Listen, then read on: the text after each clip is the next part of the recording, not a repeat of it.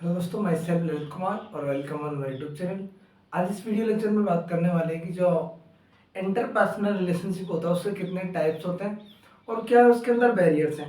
अपन ने previous video में मतलब पार्ट 1 में इसकी डेफिनेशन और आईपीआर डेवलपमेंट करने की स्टेज की आईपीआर कैसे डेवलप होता है किसी के साथ और कुछ टेक्निक्स थी जिससे आईपीआर हम कैसे मेंटेन करते थे।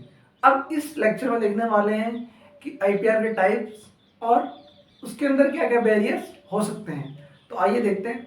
कई बुक्स में अलग अलग टाइप्स हैं, हमने कुछ कॉमन टाइप्स ले रखे हैं पहले ही। तो मतलब रिलेशनशिप के टाइप का मतलब ये होगा कि वो कितने प्रकार का है, कैसे कैसे अपन किस किस के साथ रिलेशनशिप रख सकते हैं, उसके अनुसार कुछ टाइप्स हैं हमारे। तो उसमें से फर्स्ट टाइप आता है हमारा फैमिली रिलेशनशिप। ठीक है, फैमिली रिलेशनशिप। अब देखो, फैमिली के अंदर बहुत सारे लोग रहते हैं और एक दूसरे से कनेक्टेड है, एक दूसरे से किसी न किसी पर्पज से वो कनेक्टेड है, तो उसको बोलते हैं अपन फैमिली रिलेशनशिप। ठीक है, अब फैमिली रिलेशनशिप किस किस के बीच में हो सकता है? ब्रदर सिस्टर के बीच में हो सकता है, ब्रदर सिस्टर के बीच में हो सकता है, पेरेंट भी चाइल्ड हो सकता है, ब्रदर ब्रदर के बीच में हो सकता है, सिस्टर सिस्टर के बीच में हो सकता है, सिस्टर ब्रदर्स, फादर मदर्स और फादर चाइल्ड, सबके बीच में जितने भी अपने फैमिली मेंबर है उनका एक दूसरे के प्रति रिलेशनशिप, वो कहलाता है हमारा फैमिली रिलेशनशिप। जो कि एक प्रकार से हम प्राइमरी रिलेशनशिप भी उसको बोलेंगे, क्योंकि हम फैमिली में रहते हैं और जो भी जब भी बच्चा बर्थ लेता है, बर्थ के आफ्टर दैट उसकी फैमिली उसकी एक स्कूल होती है, तो उसको अपन उस रिलेशनशिप को बोलते हैं फैमिली रिलेशनशिप। हमारा सेकंड आता है फ्रेंडशिप रिलेशनशिप। ठीक है, अब हमारा फैमिली रिलेशनशिप खत्म हो गया, अब आता है सेकंड फ्रेंडशिप रिलेशनशिप। अब फ्रेंडशिप वाला रिलेशनशिप कैसे, जैसे कि बोलते हैं ना कि मेरा दोस्त है, वो मेरे दोस्त है। तो ये देखो, मेल फ्रेंड, मेल कोई भी दो फ्रेंड है, मेल कोई भी फीमेल फ्रेंड्स है, उनके बीच वाला जो रिलेशनशिप है उसको बोलेंगे फ्रेंडशिप रिलेशनशिप। देखो, अब जैसे जैसे रिलेशनशिप आएगा कुछ हमारा उसके अनुसार भाव भी चेंज होगा। फैमिली वाला रिलेशनशिप अलग होता है, उसकी बॉन्डिंग बहुत ज्यादा मजबूत होती है फैमिली रिलेशनशिप की, ना कि अब फ्रेंडशिप वाला रिलेशनशिप ऐसा होता नहीं है जनरली। मतलब इसमें बॉन्डिंग थोड़ी सी वीक होती अच्छी है, कहीं उनकी बॉन्डिंग बहुत ज़्यादा अच्छी होती है, कहीं उनकी नहीं होती। तो हम एक प्रकार से इसमें बॉन्डिंग मान सकते हैं, थोड़ी सी वीक मान सकते हैं बॉन्डिंग को। ठीक है, अब हमारा नेक्स्ट आता है थर्ड रिलेशनशिप, रोमांटिक रिलेशनशिप। ठीक है, रोमांटिक रिलेशनशिप एक प्रकार से रोमांटिक टाइप रिलेशनशिप जो हो गया, वो ऐसा रिलेशनशिप हमें देखने को मिलता है एक बॉयफ्रेंड और गर्लफ्रेंड के बीच, उसको बोलते हैं रोमांटिक रिलेशनशिप।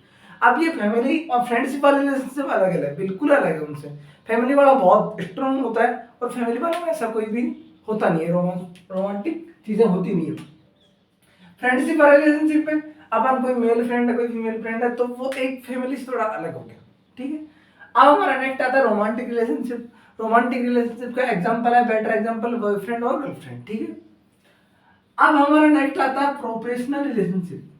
आप सपोज दैट आप किसी भी प्रोफेशन में काम कर रहे हो, वर्क कर रहे हो, किसी भी टीम में काम कर रहे हो, जैसे हेल्थ टीम है, डॉक्टर, कंपाउंडर और हेल्थ टेक्नीशियन, न्यूट्रिशन, डाइट्रिशियन, ये सब कुछ होते हैं उसके अंदर, लैब टेक्नीशियन, कुछ भी फिजिशियन, डॉक्टर वगैरह सब होते हैं। तो उनके जो उस टीम में रिलेशनशिप होता है ना, वो प्रोफेशनल टाइप रिलेशनशिप होता है, क्योंकि नहीं तो वो फैमिली मेंबर है, नहीं वो अपने आप के दोस्त है, बस एक कई कई जगह से लोग आए हैं एक साथ इकट्ठा होकर वो काम करते हैं, तो वो काम करते हैं, उनकी टीम है।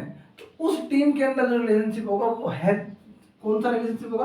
Professional relationship. एग्जाम्पल हो गया हेल्थ टीम, कोवर्कर्स और पार्टनर, कोई भी फील्ड वर्क है इसमें हमारा पार्टनर हमारे साथ काम कर रहा है, तो उस टाइप का जो रिलेशनशिप होगा वो हम उसको बोलेंगे प्रोफेशनल रिलेशनशिप। ठीक है, अब आता प्लेटोनिक रिलेशनशिप। अब ये प्लेटोनिक रिलेशनशिप जो होता है ना, वो सबसे ही अलग होता है एक तरीके से, या तो ये फैमिली से मैच खाता है, नहीं ये फ्रेंडशिप से, नहीं रोमांटिक से और नहीं प्रोफेशनल रिलेशनशिप, ये होता है अलग ही। सपोज दैट इसका मतलब होता है कि कोई भी दो कपल्स है, इसमें से एक मेल है और फीमेल है, वो दोनों अपने उनका मेन मोटो रहता है रिलेशनशिप का सेक्स। ठीक है, अगर वो सेक्स परफॉर्म कर रहे हैं आफ्टर दैट द रिलेशनशिप, तो उसको बोलेंगे प्लेटोनिक रिलेशनशिप। अब ऐसा रिलेशनशिप हमें देखने को मिलता है प्रोस्टिट्यूशन एरियाज में, जहाँ पर सेक्स वगैरह काम करते हैं, तो वहां पे ऐसा रिलेशनशिप देखने को मिलता है। कोई भी अगर ओनली सेक्स के लिए कनेक्टेड है, ओनली फॉर सेक्स के लिए कनेक्टेड है, तो वो हो गया हमारा प्लेटोनिक रिलेशनशिप। अब अपन नेक्स्ट देखते हैं कि हमारे रिलेशनशिप में क्या क्या बैरियर हो सकते हैं। कि सपोज दैट अपन किसी से रिलेशनशिप मेंटेन करना चाहते हैं, बनाना चाहते हैं, लेकिन बन नहीं पा रहा क्योंकि उसके अंदर कुछ बैरियर्स आ रहे हैं। तो बैरियर्स बहुत प्रकार के होते हैं, उस बैरियर को अपन देखते हैं। तो हम देखेंगे बैरियर्स ऑफ रिलेशनशिप, कि हमारे रिलेशनशिप में कौन कौन से बैरियर आते हैं। तो उनको हम मोस्टली तीन तीन भागों में डिवाइड किया है।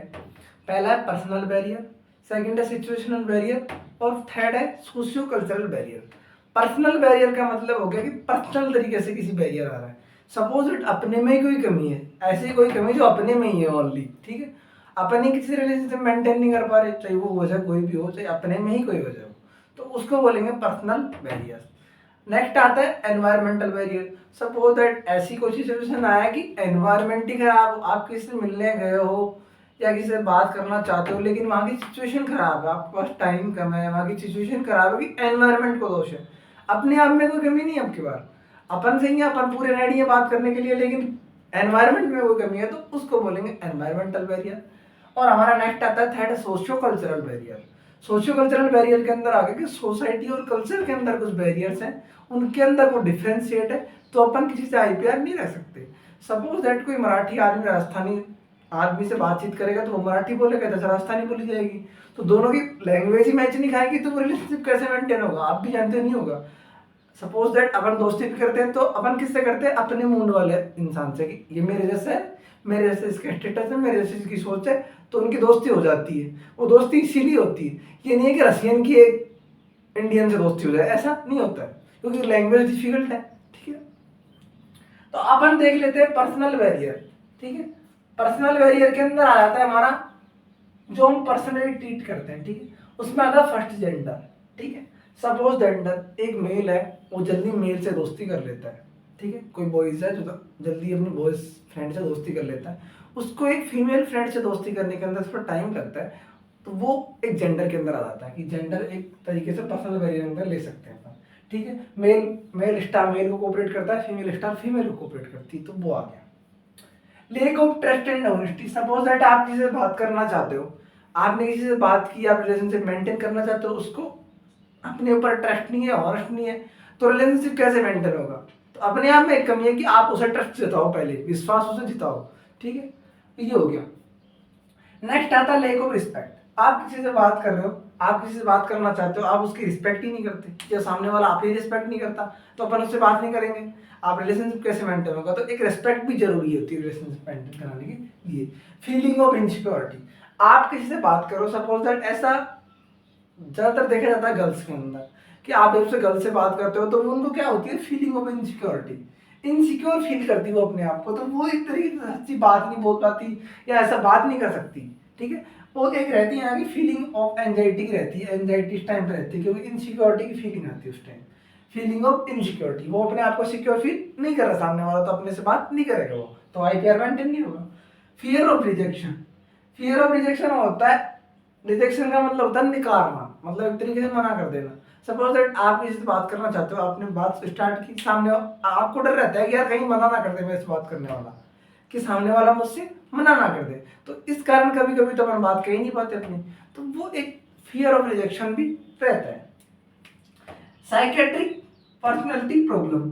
सपोज दैट किसी पर्सन के साइकेट्रिक प्रॉब्लम है, कोई साइकोसिस डिसऑर्डर है उसके, तो एक तरीके से वो अपने मेंटल हेल्थ ही नहीं है, मतलब वो भी रिलेशनशिप मेंटेन नहीं कर सकता। पर्सनालिटी डिसऑर्डर के अंदर आ सकता है कि कोई जन्मजात ऐसी पर्सनालिटी रही है उसकी, चिड़चिड़ा स्वभाव रहा हो, या फिर किसी ज़्यादा लगाव रहता हो उसको, तो वो भी एक रिलेशनशिप के अंदर बैरियर का काम कर सकता है।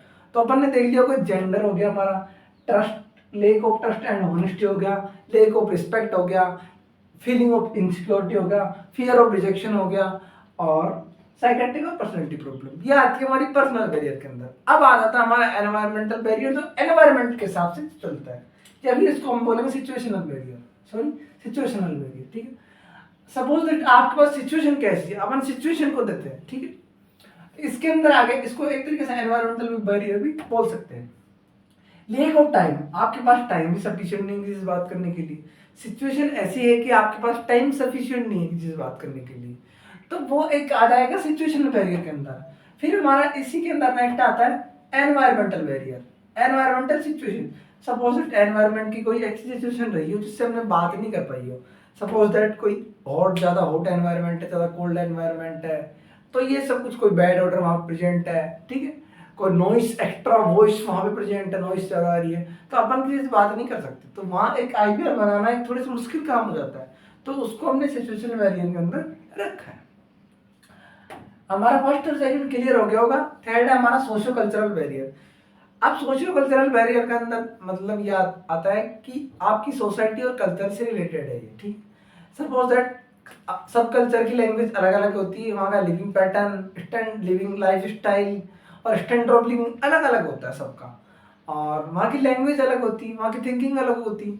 तो वो कहीं सपोज दैट कोई एक कल्चर है, फर्स्ट कल्चर सेकंड कल्चर, दोनों अलग अलग कल्चर है, दोनों की लैंग्वेज अलग अलग है, उनका खाना और पीना अलग है, ड्रेसिंग सेंस अलग है, तो वो एक दूसरे से आईपीआर मेंटेन करने में कहीं ना कहीं दिक्कत आती है उनको, क्योंकि language is the most powerful.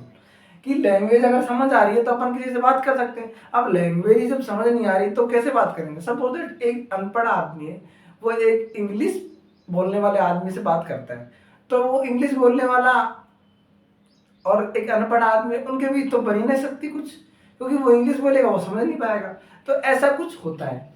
तो देखो इसके अंदर आ जाती है हमारी first social diversity. Suppose that अपनी सोसाइटी अलग अलग है तो भी रिलेशनशिप मेंटेन नहीं हो सकता। कल्चरल डाइवर्सिटी, आपका कल्चर अलग अलग है, आपकी लैंग्वेज अलग है, तो वो भी मतलब आईपीआर मेंटेन करने में प्रॉब्लम कर सकता है। लैंग्वेज डाइवर्सिटी, ठीक है, ये लैंग्वेज मोस्ट इंपॉर्टेंट है, अगर आपकी लैंग्वेज सेम नहीं है तो आप आईपीआर मेंटेन नहीं कर सकते। आई होप आपको समझ आया होगा। अगर आपको वीडियो अच्छा लगा हो तो प्लीज़ चैनल को लाइक शेयर सब्सक्राइब और थैंक्स फॉर वॉचिंग।